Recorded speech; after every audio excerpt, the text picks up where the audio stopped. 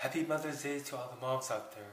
I'm going to teach you guys how to crack your mid-lower back with the cross kick knee across your body with 3 simple steps.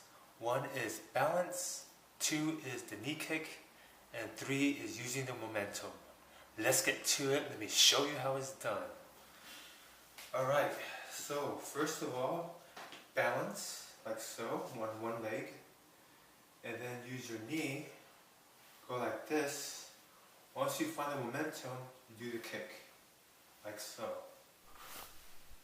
Same for the other side, 1 leg, and then use the momentum, 1, 2, 3.